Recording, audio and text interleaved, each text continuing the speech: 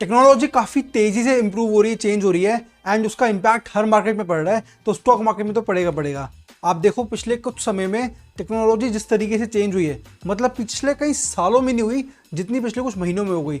तो अब जितना इम्पैक्ट अदरवाइज पड़ा है उतना इम्पैक्ट मार्केट में आएगा आएगा। अभी इतना कम आया है, बाद में बढ़ना ही है ये।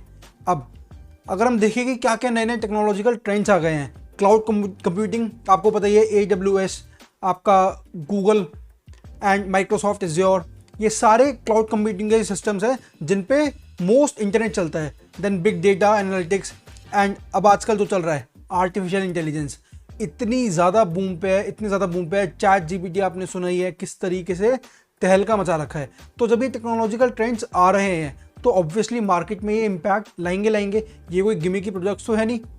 इन प्रोडक्ट्स के आने की वजह से, इन डेवलपमेंट्स के आने की वजह से नए नए प्रोडक्ट्स बन रहे हैं। अब सिंपल है, जब AI लोगों को रिप्लेस कर सकता है तो AI पुराने प्रोडक्ट्स को भी रिप्लेस कर सकता है, और जब पुराने प्रोडक्ट्स रिप्लेस होंगे तो पुरानी कंपनीज भी रिप्लेस हो सकती हैं।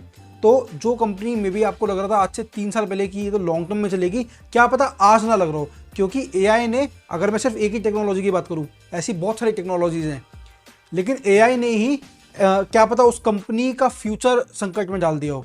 तो ऑब्वियसली ये सारी चीज़ें देखनी ज़रूरी है before investing in the stock market.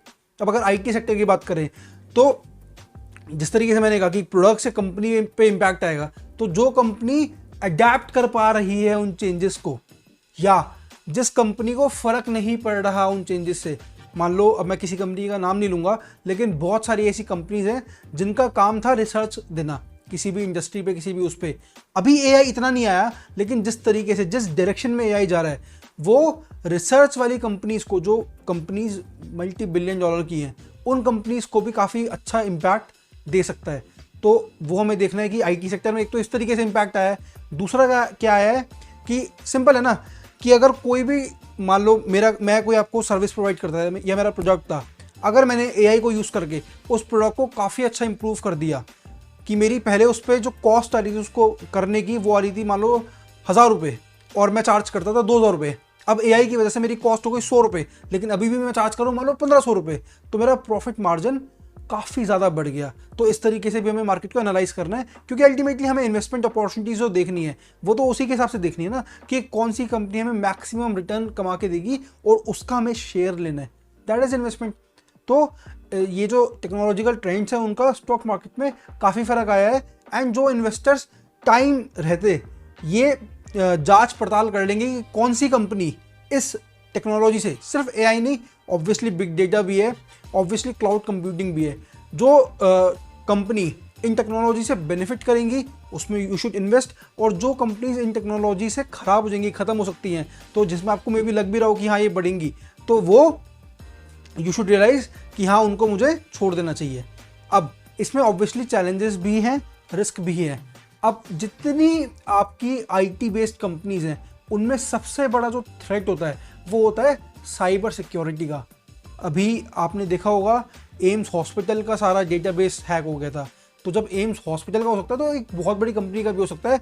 Simple है ना, जब कंपनी डील ही डेटा पे कर रही है, और अब जैसे फेसबुक का हुआ कि वो सारा उसका खेल ही डेटा का है, एंड डेटा ब्रीच का उस पर केस लग गया, कंपनी की वैल्यूएशन बिल्कुल गिर गई। तो ऑब्वियसली अगर कंपनी की वैल्यूएशन गिरेगी तो आपकी इन्वेस्टमेंट भी गिर सकती है। तो इस चीज़ का आपको ध्यान रखना है। ऑब्वियसली ये इसमें एक चैलेंज रहेगा। एंड रेगुलेटरी चेंजेस, अभी आप देख रहे हो जिस तरीके से AI आया है, US में बहुत ज़्यादा हो रहा है कि इसको रेगुलेट करो, अगर ये हाथ से निकल गया तो ये दुनिया ख़त्म कर सकता है।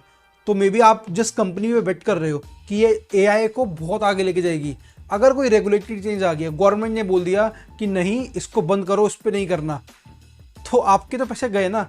तो ये थोड़े से चैलेंजेस हैं जिस पे आपको ध्यान रखना है, और ऑब्वियसली आपको अपनी इन्वेस्टमेंट जो स्ट्रैटेजी है वो उसी हिसाब से डिज़ाइन करनी है। चैलेंजेस और रिस्क तो रहेंगे, लेकिन आप कितना रिस्क मिटिगेट कर सकते हो, कितना रिस्क कम से कम लेके कितना बेटर रिटर्न पा सकते हो, तो यही होता है स्टॉक मार्केट। तो बस वो चैलेंजेस को नेविगेट करो, एक्साइटिंग टाइम्स अहेड। एंड मैं यही कहूँगा कि टेक्नोलॉजी को अडेप्ट करो, ये रिडंडेंट मत बनो कि नहीं इस कंपनी का कुछ नहीं होगा। बड़ी से बड़ी कंपनी, नोकिया भी खत्म हो गई थी ना जब एंड्रॉयड और iOS आया था, तो ये जो नई टेक्नोलॉजी आ रही है, ये पुरानी बहुत सारी कंपनीज जिनको आपको लग रहा हो कि नहीं ये तो 10 साल में बढ़ेंगी, आपने पैसा डाल के छोड़ रखा है, वो भी खत्म हो सकती है। तो बस बी अवेयर। एंड ये इम्पैक्ट एनालिसिस का मकसद ही ये है ताकि आप इस तरीके से सोच पाओ कि हाँ यार, मुझे जो लग रहा था क्या पता वो गलत हो।